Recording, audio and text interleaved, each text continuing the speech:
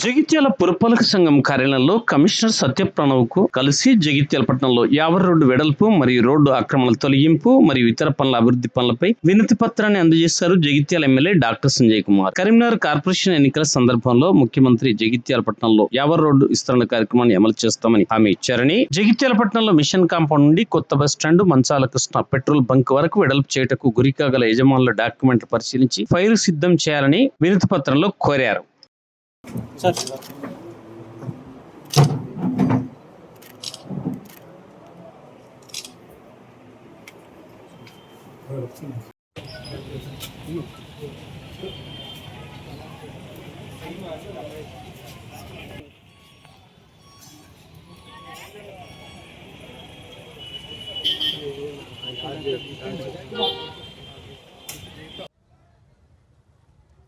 గౌరవ municipal commissioner గారు కొత్తగా ఈ మధ్యలోనే రావడం జరిగింది. వారిని మర్యాదపూర్వకంగా కలిసి నేను మరియు మా చైర్మన్ గారు, కౌన్సిలర్స్, కోఆప్షన్ మెంబర్స్ మాట్లాడుకొని నా లెటర్ ప్యాడ్ మీద ఒక వినతి పత్రం ఇవ్వడం జరిగింది. జగిత్యాల పట్టణం నిరంతరం అభివృద్ధి చెందుతూ ఉంది. దాంట్లో భాగంగా జగిత్యాలలో యావర్ రోడ్ కావచ్చు, బైపాస్ రోడ్ కావచ్చు, Nizamabad road, Karimnagar road, Gollapalli road, Dharmapuri road, అదేవిధంగా పాత బస్ స్టాండ్ నుంచి మన గంజువెల్లి రోడ్డు, టవర్ సైడు, ఇవన్నీ చోట్లలో కూడా రద్దీ పెరిగిపోయింది. రద్దీ పెరిగిపోయిన సందర్భంలో ట్రాఫిక్ నిబంధనలు పాటించాలని చెప్పి ఇప్పుడే నేను కొంత ట్రాఫిక్ ఇబ్బంది కలగకుండా ఎస్పీ గారిని కూడా కలిసి రావడం జరిగింది. దాంతో పాటుగా మున్సిపల్ కమిషనర్ గారిని కోరుతా ఉన్నాం, పేదవాళ్లకు తోపుడు బండి పెట్టుకొని నిరంతరం కష్టపడి జీవించే హాకర్స్, స్ట్రీట్ వెండర్స్, పేదవాళ్ళు ఎవరుంటారో వారికి ఎట్టి పరిస్థితుల్లో ఇబ్బంది కలగకుండా రోడ్డును ఆక్రమించి షెడ్డులేసి రోడ్డు మీదకి వచ్చే వాటిని తొలగించాలని చెప్పడం జరిగింది. దీంతో పాటుగా ఇది పట్టణం అంతటా కూడా అన్ని కూడళ్లలో ముఖ్యమైన కూడళ్ళు. రెండవది, యావర్ రోడ్డు పెద్ద కావాలనే ఆలోచన అందరికి కూడా ఉన్నది. ఇదే నా ఆలోచనను ముఖ్యమంత్రి గారితో చెప్పడం, ముఖ్యమంత్రి గారు municipal corporation of Karimnagar election and Choppadandi సంబంధించిన ఎలక్షన్ ప్రచారంలో భాగంగా మీటింగ్ పెట్టినప్పుడు నేను ఇవ్వడం, ముఖ్యమంత్రి గారు కూడా వేదిక ద్వారా అనౌన్స్ చేసింది. కాబట్టి ధర్మపురి రోడ్డు నుండి మంచాల కృష్ణ పెట్రోల్ పంప్ దానిక, ఎందుకంటే అందరూ మంచాల కృష్ణ పెట్రోల్ పంప్ గురించి మాట్లాడుతుంటారు కాబట్టి చెప్తా ఉన్నా. నా క్లాస్మేట్ ఆయన, ప్రముఖ వ్యాపారస్తులు. పెట్రోల్ పంప్ వరకు కూడా ఏదైతే రోడ్డు విస్తరణలో 100 ఫీట్లు చేస్తే చేయాలను, వాటిపైన ఉన్న రెసిడెన్షియల్ కావచ్చు, కమర్షియల్, అంతకుముందు రెసిడెన్షియల్ ఇచ్చారు కానీ వాస్తవానికి ఇప్పుడు అంతా కమర్షియల్గా వ్యాపారంగానే చేసాం. అన్నిటి కూడా డాక్యుమెంట్స్ పరిశీలించి ఎవరిది ఎంత ల్యాండ్ పోతున్నది, ఎంత తీయాల్సి వస్తుంది, ఎంత కంపెన్సేషన్ ఇవ్వాల్సి వస్తుంది, ఇల్లీగల్గా ఉంటే ఎలా చర్యలు తీసుకోవాల్సి వస్తుంది, వీటన్నిటిపైన పరిశీలించాలి. నోట్ తయారు చేయాల్సిందిగా చెప్పడం జరిగింది. నోట్ తయారు చేయమని చెప్పినాను. ఓవరాల్గా ఇవన్నీ విషయాలు కూడా చెప్పడం జరిగింది. నేను ఈ సందర్భంలో ఒకటే కోరుతా ఉన్నా, చిరు వ్యాపారస్తులారా, మీరు వ్యాపారం చేసుకునే వాళ్ళు కాదు, మీ తోపుడు బండి ఉంటేనే మాకు పనులు దొరుకుతాయి. మీ తోపుడు బండి ఉంటేనే మాకు రోడ్డు మీద అప్పుడప్పుడు ఛాయ్ దొరుకుతుంది, డబల్ రొట్టె దొరుకుతుంది. మీ తోపుడు బండి ఉంటేనే పానీపూరి దొరుకుతుంది, దోశ దొరుకుతుంది. తోపుడు బండి రోడ్డు కాడ ఉంటేనే మాకు తాళం చేయి చేసేవాళ్ళు దొరుకుతారు, చెప్పులు కుట్టేటోళ్ళు దొరుకుతారు. అలాంటి పేద వాళ్ళకి ఎక్కడ కూడా ఇబ్బంది జరగదు. మీరు సమాజానికి సేవకులే, పొట్ట గడుపుకుంటూ సేవేస్తారు. కానీ మీలో కొంతమంది బేనామీ పేర్ల మీద ఒక్కలే 4 డబ్బాలేసి లీడర్ల అవతారం ఎత్తి రోడ్ల మీదకి వేయడాన్ని నేను తీవ్రంగా ఆక్షేపిస్తున్నాను. దీని వెనకాల నా పాత్ర లేదు. మరి అంతకుముందు అట్లనే రోడ్ల మీద పెద్ద పెద్ద వేసినప్పుడు చూస్తూ కూర్చున్న వాళ్ళు ఇప్పుడు అప్పుడప్పుడు ముసలి కన్నీళ్ళు కాలుతూ ఉంటారు.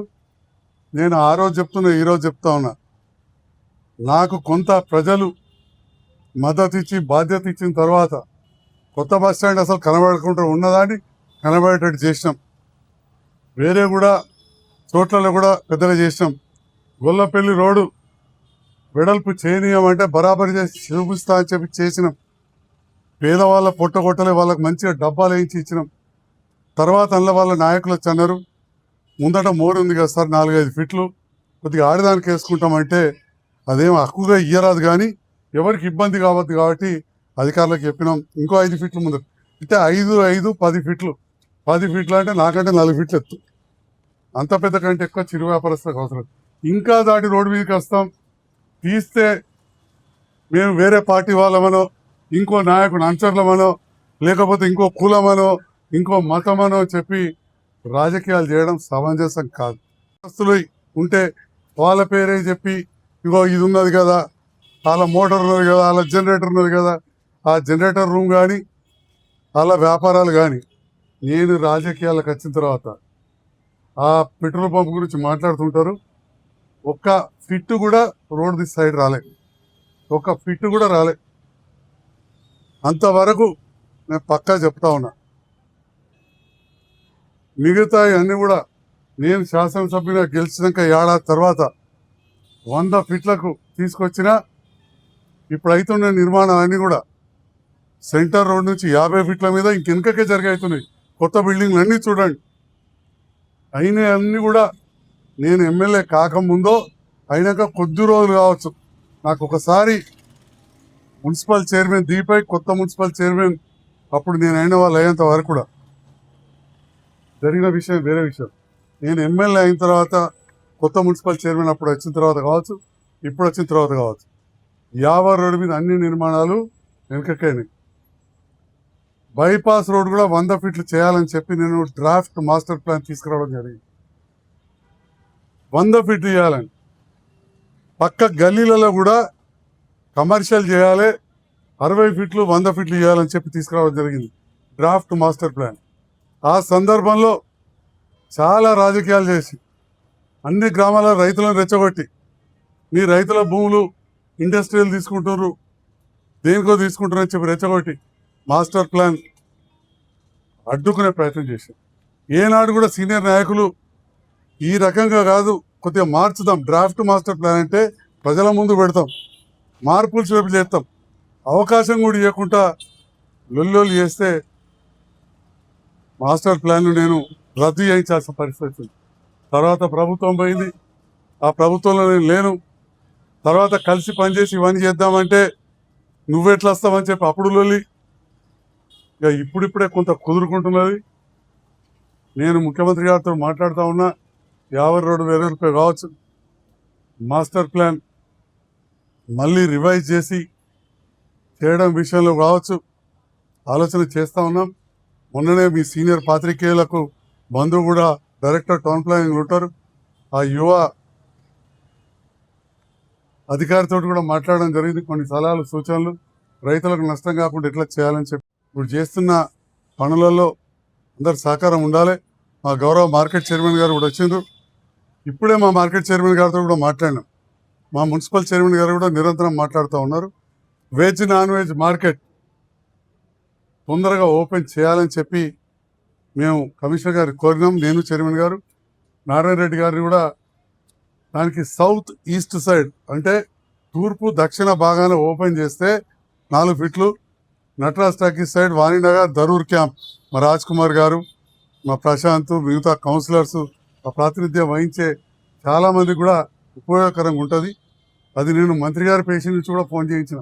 ఈ మార్కెటింగ్ అధికారులు గేట్ ఓపెన్ కార్డ్ ఏదేదో మాట్లాడితే ఇవాళ కూడా చెప్పిన, నేను లెటర్ కూడా పెడతానని చెప్పడం జరిగింది. ఆల్రెడీ లెటర్ కూడా అధికారికంగా పంపించిన, లెటర్ పుట్టిందా, లెటర్ కూడా పంపించిన మార్కెటింగ్ ఆఫీస్కు చైర్మన్ గారికి పంపించడం జరిగింది.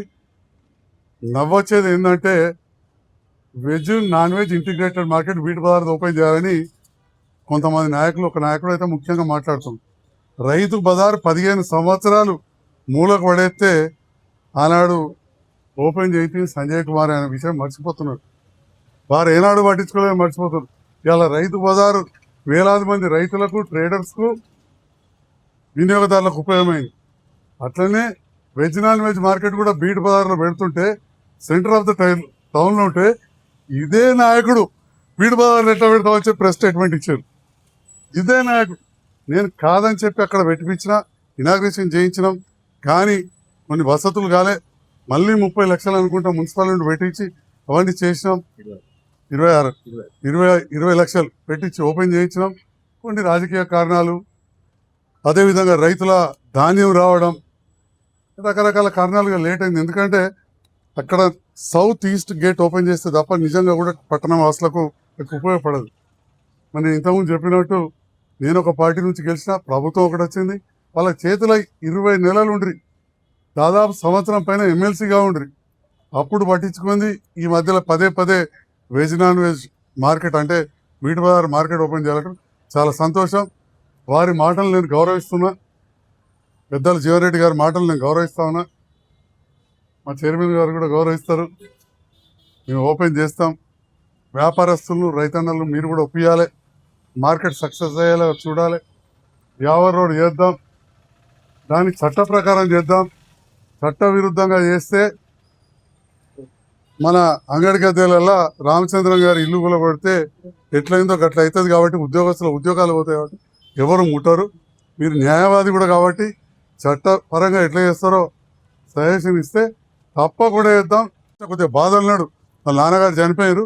అయినా కానీ రాజకీయ పరిస్థితుల దృష్ట్యా నేను ఆ కుటుంబ సభ్యులు లాంటి వాళ్ళనైనా, మంచి మిత్రునైనా అక్కడి నుంచే మొదలు పెడతామని చెప్పి కూడా ఈ సందర్భంగా చెప్తున్నా.